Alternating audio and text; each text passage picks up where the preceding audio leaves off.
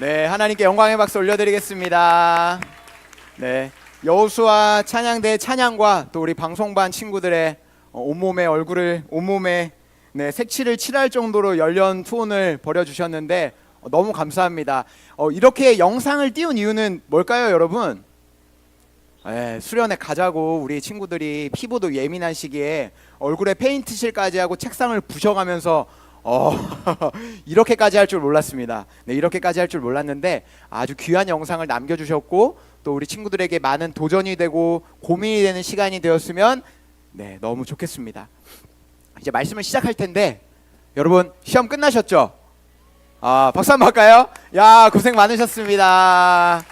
네, 무려 지난번 설교 때도 제가 시험 기간에 올라왔었잖아요. 그래서 피곤한 아이들이 굉장히 많았는데 오늘은 똘망똘망한 아이들이 좀 있는 것 같아요. 네, 저를 봐주시면 감사드리겠습니다. 여러분, 사람은 영향을 받으며 살아가는 존재입니다. 맞으세요? 네, 주변 친구들의 영향을 많이 받죠. 이런 말이 있어요. 내 주변의 친구들 5명의 평균이 내 모습이다. 갑자기 절망적이죠. 내 친구들 완전 이상한 놈들밖에 없는데 그 중간에 내 평균이 나의 모습이다. 이런 말이 있죠. 사람은 누군가의 영향을 받는 존재입니다. 가장 먼저 영향을 받는 곳이 어딜까요? 교회. 교회도 좋고요. 제일 먼저 영향을 받는 곳, 집. 집에서 영향을 많이 받습니다. 혹시 누나를 보유하고 있는 남동생들이 혹시 계시면 손을 한번 들어주실래요? 네, 한번 손을 한번 들어주세요. 잘 보이게. 네, 이 친구들은요 누군가에게 말 못할 비밀이 있습니다. 그 비밀이 어떤 비밀이냐면 말을 해도 되는지 모르겠는데 화장 이런 건 아니고 형한테 언니라고 부른 과거가 있고요. 누나들한테 뭐 이상하네요. 형한테 오빠라고 부르고 누나들을 찾아다니며 언니라고 부른 과거가 있어요. 그쵸, 시윤아? 제가 왜 아냐면 저에게 누나가 3명이 있기 때문입니다. 상상하지 않으셨으면 좋겠는데 제가 유치원에 들어갈 때까지 형들을 찾아다니며 오빠, 누나들을 찾아다니며 언니. 로봇을 한창 가지고 놀아야 될 시간에 인형의 머리빗을 빗기고 인형의 옷을 갈아입혀주며 그렇게 거의 한 5, 6년간을 살았습니다. 그쵸, 시윤아? 네. 그리고 이제 집에 있다 보니까 엄마는 아빠를 부르시고 아빠는 엄마를 부르시잖아요. 엄마한테 뭐라고 불렀을까요? 뭐라고? 아빠? 엄마한테 여보라고 불렀어요. 그러면 엄마가 엄청 당황해 하셨어요. 그렇게 부르면 안 돼. 그래도 아버지가 엄마를 여보라고 부르니까 제가 엄마한테 여보라고 불렀고, 할머니와 같이 살았는데 할머니를 뭐라고 불렀을까요? 어머님. 5살 때 어머님 식사하러 가시죠. 이런 이상한 환경에서 살았어요. 왜 그렇게 내가 이상한 게 아니라 다 그런 엄마 아빠가 말하지 않는 우리 머릿속에 잊혀진 과거가 있을 거예요. 왜 이렇게 이상한 호칭을 불러가면서 살았을까? 모두가 그렇게 살아가니까 이상한다고 생각을 못했어요. 근데 언제 이게 이상했을까요? 유치원에 갔는데 친구들은 형들에게 형들이라고 부르는데 저만 오빠. 그러니까 친구들이 저를 어떻게 쳐다봐요? 사실 여잔가? 막 이렇게 쳐다보는 거야. 제가 누나가 3명이나 있어서 굉장히 남성스러움을 추구했거든요. 애들이랑도 많이 싸우고. 그래서 내가 지금 이상하다라는 것을 깨닫고 나서 얼른 그 모습을 고친 과거가 있습니다. 그리고 여러분, 제가 설교 때 몇 번 이야기했던 것 같은데 제가 혹시 어디 출신인지 기억하세요? 김포? 거기보다 훨씬 멀지. 어디 출신일까요? 장정 200km를 달려가야 하는 경상북도에 위치한 김천이라는 동네에서 태어나고 20년 동안 자랐습니다. 김천 아세요? 매번 모른다 그래서 마트에 가면 과일 코너에 가면 거기 박스에 뭐라고 적혀 있냐면 김천엔. 맞아. 김천엔 자두, 김천엔 포도. 발견하셔서 저에게 DM으로 보내주시면 제가 추파춥스 기프티콘과 교환해드리겠습니다. 네, 김천에서 나고 자라면 제가 여러분과 뭐가 다를까요? 오, 출신이 다르죠. 네, 저는 노비 출신이죠. 여기는 네, 이렇게 훌륭한 선비 출신이라면 저는 노비 출신이에요. 흙 먹으면서 자랐어요. 이게 뭐가 다르냐면 뭐 많은 것들이 달라요. 뭐 지하철도 없고 그렇지만 가장 크게 다른 게 하나 있는데 억양이 달라요. 억양. 제가 화면을 하나 준비했습니다. 보여주실래요? 네, 여러분 이거 한번 읽어보실래요? 저랑 같이 읽을게요. 시작. 블루베리 스무디. 여러분 소리 내서 읽어주셔야 돼요. 다 같이 시작. 블루베리 스무디. 뭐가 다르죠? 자, 다음 화면을 보여주세요. 자, 자, 경상도 사람은 블루베리 스무디 이렇게 읽어요. 그래서 서울 사람들 어떻게 읽으세요? 블루베리 스무디 이렇게 읽잖아요. 제가 왜 두 개가 다 되는지 알아요? 맞으면서 서울말을 배웠기 때문입니다. 저에게 총 2개 국어가 가능한데 하나는 경상도 말과 두 번째는 서울말이 가능해요. 다음 화면 보여주실까요? 읽어볼게요. 한번 읽어보겠습니다. 그러니까 위에 거만 읽어볼게요. 시작. 어느 정도 높이까지 올라가는 거예요? 다시요. 위에 거예요. 위에 거. 나랑 비슷한 사람이 많은 것 같아요. 시작. 어느 정도 높이까지 올라가는 거예요? 밑에 거 한번 읽어볼게요. 시작. 어느 정도 높이까지 내려가는 거예요? 다음 한번 보여주시죠. 네, 경상도 사람은요 글자가 계속 올라가요. 어느 정도 높이까지 올라가는 거예요 이렇게 하고요. 서울 사람들은요 어느 정도 높이까지 내려가는 거예요 이렇게 한단 말이에요. 한번 읽어보실래요? 요거 오른쪽에 있는 한번 읽어보실래요? 시작. 어색합니다 여러분. 네, 저도 근데 요즘에는 어느 정도 높이까지 내려가는 거예요? 이렇게 한단 말이에요. 이상하지 않죠? 이상해요? 그러니까 내가 근데 이거를 다시 하려고 유튜브를 찾아보면서 오늘 새벽에 연습을 하고 왔어요. 어느 정도 높이까지 올라가는 거예요? 근데 여러분 경상도 사람은요 요거 말고도 밝힐 수 있는 단어가 참 많습니다. 네가 가라 하와이. 그리고 또 이런 단어가 있어요. 월요일, 일요일, 아이유, 이마트. 뭐 이런 억양이 굉장히 네, 여러분 무슨 동물 보듯이 저를 안 보셔도 돼요. 제가 푸바오가 아니기 때문에 저를 야, 이상한 뭐 하는 거야? 이렇게 안 보셔도 돼요. 서울 패치가 다 되어 있습니다. 자, 다시 십자가 화면으로 돌려주셔야 제가 덜 부끄러울 것 같아요.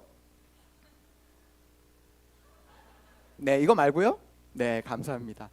제가 서울에 올라온 지 한 13년 정도가 된 것 같아요. 대학에 올라오면서 서울에 왔는데 친구들이랑 이제 새로운 환경에서 새로운 친구를 사귀고 밥을 먹고 열심히 이야기를 하고 있는데 어느 순간 친구들이 제 눈치를 보는 거예요. 왜 눈치를 봤을까? 그렇지, 푸바오라고 생각했던 거야. 네. 그러니까 제가 흥분해서 말을 하니까 화가 난 줄 알았다는 거예요. 그래서 다 제 눈치를 보고 있었어요. 그게 몇 번이 반복되니까 제가 기분이 좋았을까요? 힘들었을까요? 힘들었어요. 그래서 서울로 먼저 올라와서 적응을 마친 경상도 사람들을 찾아갔어요. 누굴 찾아갔을까요? 3명의 누나를 찾아가서 이런저런 고민을 이야기를 했어요. 그랬더니 누나 중에 한 명이 회초리 같은 걸 들고 저를 불렀습니다. 이렇게 앉아봐 이렇게 해서 언어 교정을 시작해 주셨어요. 요즘에도 영어학원 가면 이렇게 단어 읽는 방법을 달리 알려주는 뭐 그런 학원이 있는 걸로 알고 있는데 저를 이렇게 앉히더니 3글자 단어부터 시작을 했습니다. 제가 아까 이마트를 그쵸? 월요일 막 이렇게 했잖아요. 누나가 저를 불러서 앉아봐. 그래서 언어 교정을 시작했는데 중국에 가서 언어를 배우면 뭐가 있죠? 사성조가 있죠. 마 뭐 이런 게 있잖아요. 그렇게 저를 알려줬어요. 자, 제가 가장 처음에 배웠던 단어 아직도 잊혀지지 않는데 강남구를 배웠어요. 어떻게 배웠을까요? 강남구. 뭔지 모르시겠죠? 구로구도 똑같이 배웠어요. 구로구 광나루 이렇게 배우니까 빨리 말하면 강남구. 그럴싸하죠? 촌티 안 나죠? 구로구. 오늘 되게 부담스럽네요. 네. 왜 제가 여러분 이렇게 언어를 교정해가면서까지 지냈을까요? 그렇죠. 여러분이 그 마음을 알 리가 없죠. 다 서울에서 나고 자란 서울 촌놈들이니까. 여러분 그 낯선이라고 하는 그 낯선 땅에서 낯선이로 살아가는 건 사실 굉장히 어려운 일입니다. 뭐가 보이냐면 눈치가 보여요. 내가 말하면 다 쳐다보고 사람들이 제가 말하는 한마디 한마디에 재밌어서 웃는 게 아니라 비웃는 것 같은 느낌이 계속 느껴져서 이것을 고치기 시작했어요. 교정을 하기 시작했어요. 왜? 남들의 시선이 부담스러웠기 때문입니다. 아셨죠? 출생의 비밀을 밝히지 않을 걸 그랬네요. 그렇죠? 네. 여러분, 저희가 지금 지난 3주 동안 살펴본 설교의 내용을 혹시 기억하실 거라고 생각합니다. 요한계시록의 소아시아에 나오는 총 7가지의 교회에 대해서 이야기를 했어요. 어느 교회 봤죠?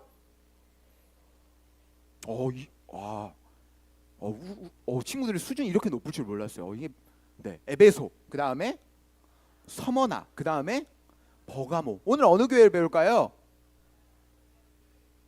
훌륭합니다. 영락교회. 그건 제가 진짜 각 잡고 한번 1시간 동안 특강을 해드릴게요. 1945년 한경직 목사님과 한번 해드리겠습니다. 네, 오늘 저희가 함께 배울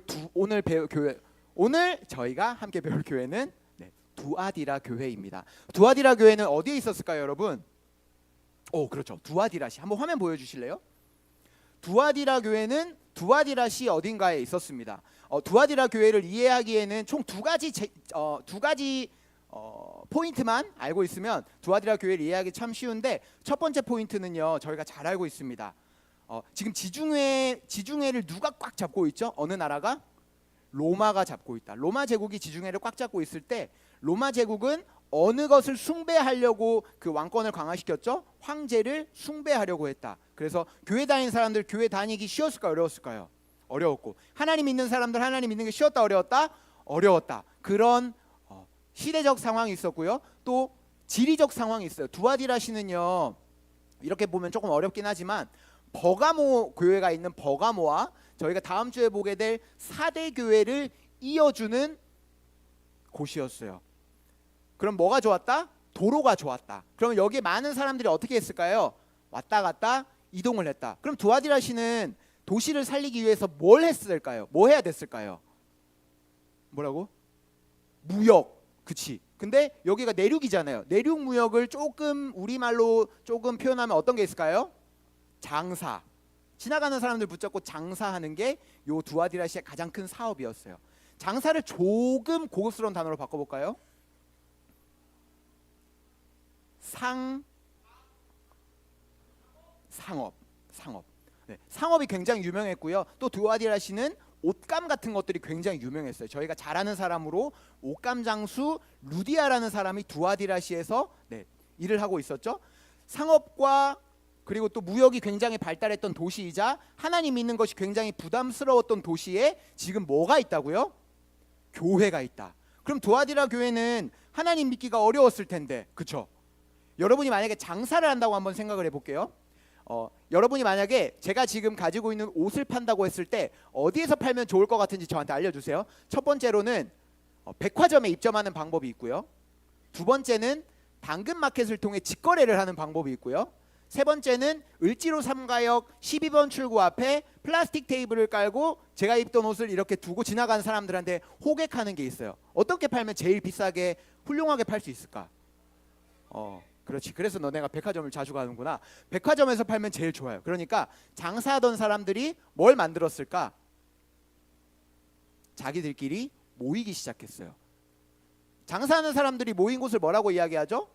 그렇죠. 시장이라고 이야기하죠. 시장이 어마어마하게 큰 곳이 있었다. 근데 그 시장에 내 옆에 있는 사람도 옷을 팔고 내 옆에 있는 사람도 옷을 팔면 나랑 친구랑은 뭐예요? 경쟁자인데, 또 한편으로는 백화점을 가지고 있어야 사람들이 오기 때문에 어쩔 수 없이 협조할 수밖에 없는, 서로가 서로에게 묶일 수밖에 없는 그런 이중적인 관계를 가지고 있었어요.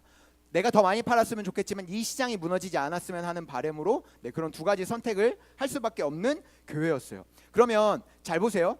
이 사람이랑 나랑 차별점이 있어야 돼요, 없어야 돼요? 있어야죠. 내가 맨날 옷 떠가지고 파는 게 좋겠어요? 아니면 옆에 도시 길도 좋은데 사대 가서 물건 떼다 파는 게 좋겠어요? 물건 떼다 파는 게 좋죠. 근데 우리가 이 모습을 언제 봤냐면 이스라엘 시대에 봤어요. 왕이, 굉장히 유명한 왕이 이 나라 저 나라 왕비들과 결혼을 했죠.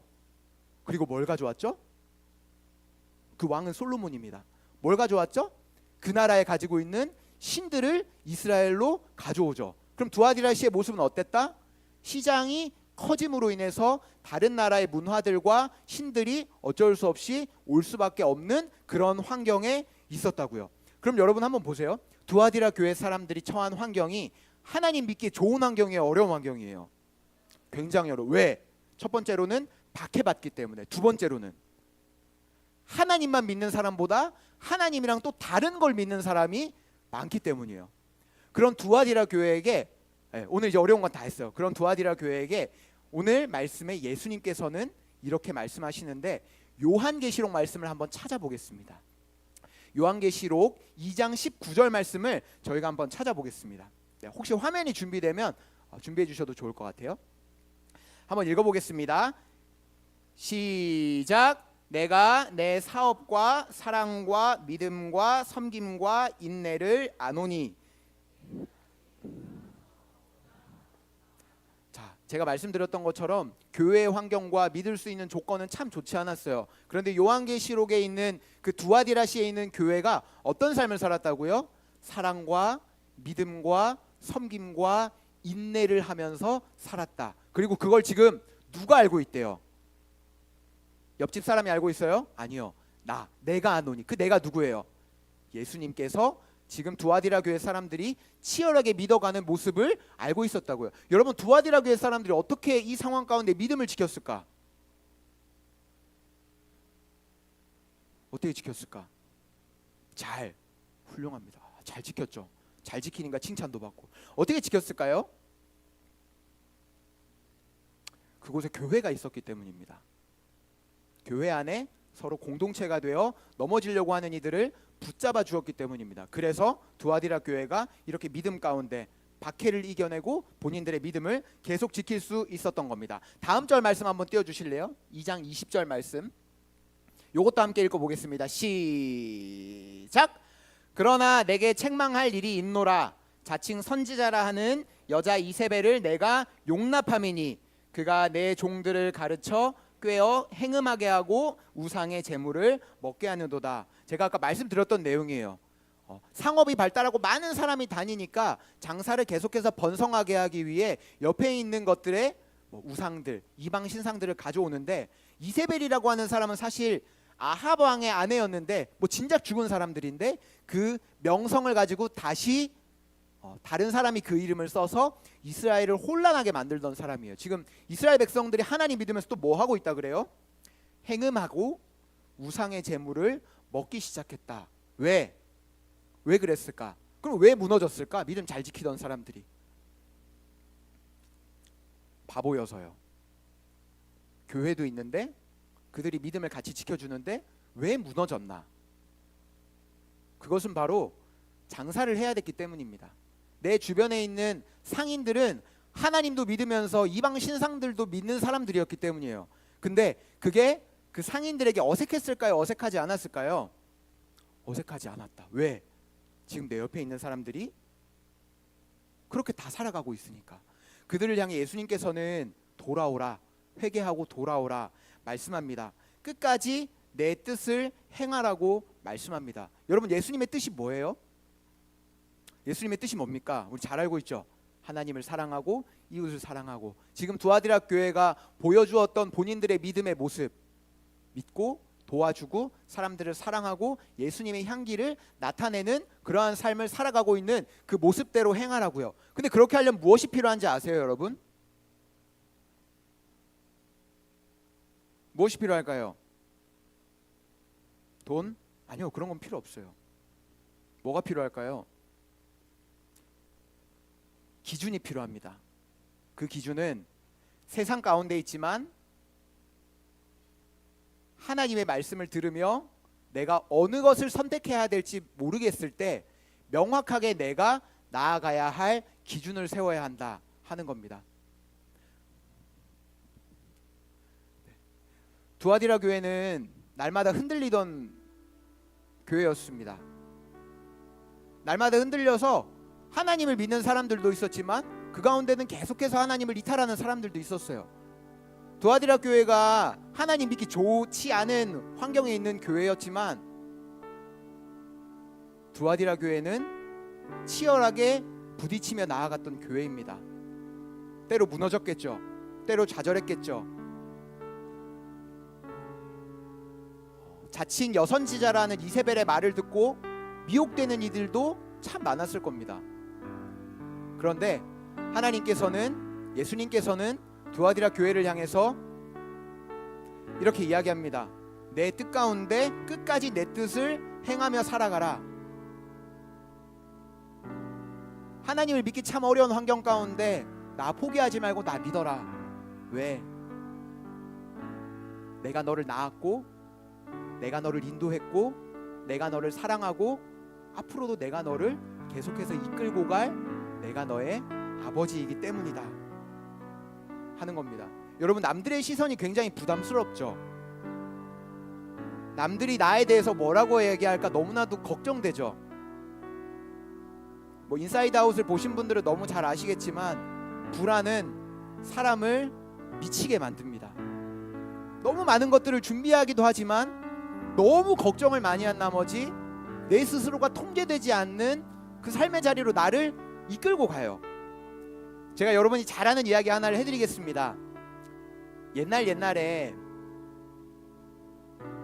한 엄마 오리가 있었습니다. 많은 자식을 낳았어요. 눈에 넣어도 아프지 않을 많은 오리 새끼들을 낳고 한 명 한 명 예뻐해주고 있는데 참 눈에 미운 놈이 하나 있는 거예요. 다른 녀석들이랑 부리 모양도 다르고 털 색깔도 다르고 눈도 다르고 발도 다르고 걷는 것도 다른 진짜 미운 놈이 하나 있었어요. 엄마는 그 새끼 오리를 미워합니다. 그리고 그 엄마 뱃속에서 나온 다른 새끼 오리들도 그 오리를 미워해요. 왜 미워했을까? 나랑 다르니까. 우리는 다 노랗고 얼룩덜룩한 털을 가지고 있는데 너만 회색 털을 가지고 있으니까, 너만 못생겼으니까, 너만 입모양이 다르니까, 너만 우리랑 걷는 것이 다르니까. 그 미운 오리 새끼는 자존감이 정말 바닥이었을 것 같아요. 그리고 다른 오리들과 같은 오리가 되기 위해서 진흙탕만 보면 거기에 들어가 내 털 색깔을 노란색으로 바꾸려고 했을지 모르겠습니다. 그들과 똑같이 보이기 위해서 뒤뚱뒤뚱 열심히 걸어갔을지도 모르겠습니다. 그래도 그곳에서 함께 살 수 있는 사람은 아니었어요. 왜? 다르니까. 아무도 사랑해주지 않는 이유는 그냥 우리랑 다르니까. 근데 우리가 겪는 염려와 고난이 딱 그 지점이잖아. 내가 교회 다닌다고 하면 나는 친구들이랑 다르니까, 내가 공부 못하면 공부 잘하는 친구들이랑 나는 다르니까 내가 영문도 알 수 없이 이렇게 살아야 되고 저렇게 살아야 되고 기준 없이 중심 없이 이렇게 저렇게 흔들리는 것이 여러분 어쩌면 우리의 삶일지도 모르겠어요. 결국에 그 오리는, 그 미운 오리는 그 오리의 무리를 떠나가게 됩니다. 정확하게 말을 하면 길을 잃게 되죠. 길을 잃고 어떻게 해야 할까 밤에 연못 앞에 이렇게 있는데 웬 멋진 한 마리의 백조가 하늘을 향해 날아가는 모습을 봐요. 너무 멋있어서 그 백조에게로 나아갑니다. 그랬더니 거기에서 무슨 일이 일어나죠? 오래전에 잃어버렸던 백조 새끼를 여기에서 찾았다. 그랬더니 그 길을 잃어버렸던 미운 오리 새끼가 오리에서 무엇으로 변해요? 백조로 변하죠. 그런데 정확하게 이야기하면 한 번도 오리였던 적은 없습니다. 단 한 번도 그 친구는 오리였던 적이 없어요. 본인만 몰랐지. 그렇지만 누가 알아봐요? 백조들은 그 백조를 명확하게 알아봅니다. 왜? 우리와 같은 백조이기 때문입니다.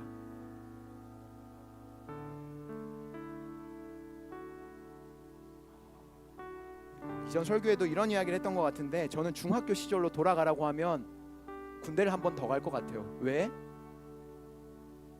힘들었어요.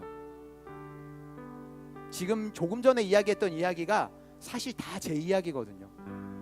공부 안 하면 공부하는 무리에 더 이상 낄 수 없고, 이야기했던 것처럼 언니 오빠 하면서 살았지만 다들 나를 이상하게 보니까 교정하고 말투가 이상해서 경상도 사람인 걸 숨기기 위해 언어도 교정하고 그 안에 저의 연약한 마음이 있었던 거예요. 낮은 자존감이 있었던 거예요.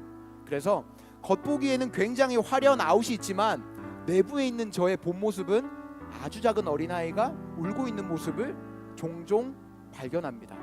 인사이드 아웃 2를 한 나오자마자 봤어요. 아내랑 이렇게 둘이 가서 봤는데 제가 울음이 잘 없는데 너무 눈물이 나는 거예요. 왜?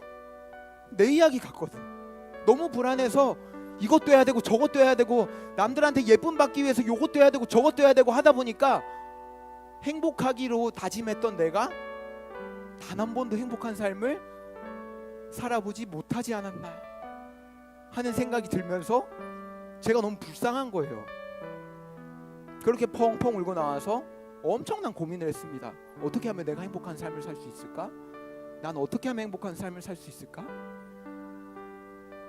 그러다가 인스타그램을 보다가 발견한 한 사진이 있는데 한번 보여주실래요?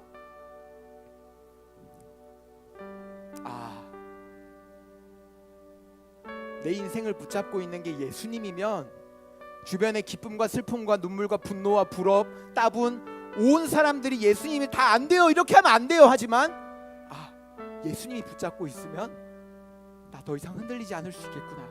나의 분주하고 억울한 내면이 예수님이 내 중심에 있으면 절대로 흔들리지 않겠구나 하는 것을 깨닫게 됩니다. 여러분에게 이 말씀이 도전이 되길 원해요. 여러분 엄한 데 끌려가서 이래저래 흔들리는 인생 살아가지 않기를 원합니다. 왜 흔들리냐면 여러분의 인생의 기준이 없어서 그렇습니다. 여러분의 인생의 중심이 없어서 그래요. 내가 무엇을 하고 살아야 하나, 내가 어떻게 나아가야 하나 하는 주대가 없어서 그렇습니다. 바라기는 여러분의 인생의 주인을, 여러분의 인생의 중심을 예수님으로 삼으시기 원합니다. 그리하여 예수님의 뜻을 행하며 나아가는 하나님의 자녀가 되시기를 주님의 이름으로 간절히 원합니다. 말씀을 준비하는 가운데 끝까지 생각이 나지 않던 찬양이 한 곡 있었어요. 이 찬양을 여러분과 함께 불러보길 원하는데 이 찬양의 가사가 우리의 삶을 인도하여 주셨으면 좋겠습니다. 가사 잘 알죠? 화려하지 않아도 정결하게 사는 삶, 가진 것이 없어도 감사하며 사는 삶. 이 가사를 깊이 묵상하시면서 우리의 인생 주님 한 분만으로 행복하게 나아갈 수 있습니다. 고백하며 나아가는 저와 여러분이 되길 원합니다. 함께 찬양하겠습니다.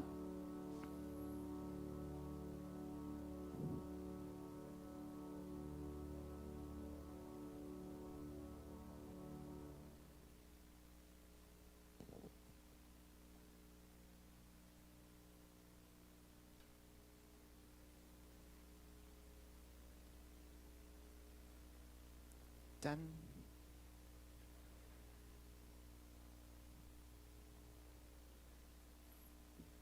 짜잔.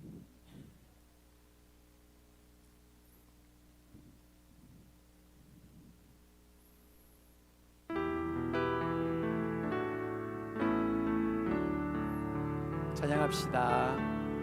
화려하지 않아도 정결하게 사는 삶, 가진 것이 적어도 감사하며 사는 삶, 내게 주신 작은 힘 나눠주려 사는 삶, 이것이 나의 삶의. 다시 처음부터 찬양하겠습니다. 화려하지 않아도. 여러분, 이것이 저희가 살아가야 할 삶입니다. 누구보다 빛나는 삶을 살기 위해서 나아가고자 하는 방향이 남들과 같을지 않아도 좋습니다. 그러나 우리가 주님 안에 있을 때 우리가 이런 고백할 수 있죠. 나눠주며 사는 삶, 이것이 나의 삶의 행복이. 이것이 행복, 이것이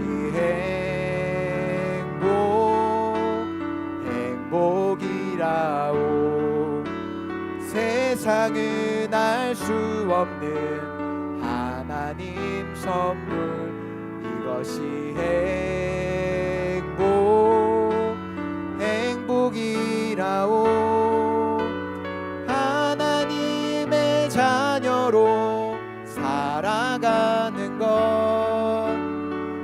이것이 행복,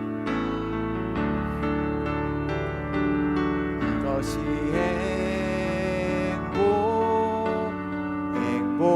행복이라오. 세상은 알 수 없는 하나님 선물, 이것이 행복이라오.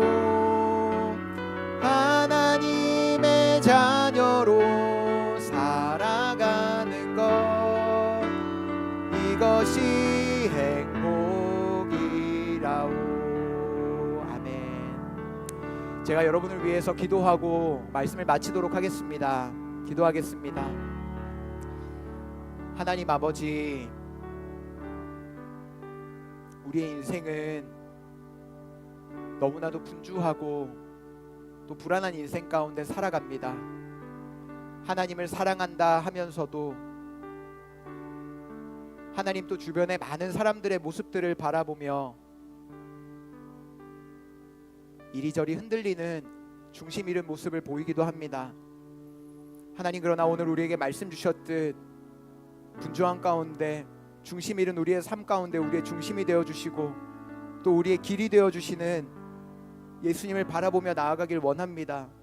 세상이 말하는 행복과 세상이 말하는 성공과 세상이 말하는 인정과 명예와 그러한 것들 붙잡고 나아가는 것이 아니라 하나님, 우리가 하나님의 자녀로 살아가길 원합니다. 그래야 할 때 우리 안에 진정한 행복이 있는 줄 믿습니다.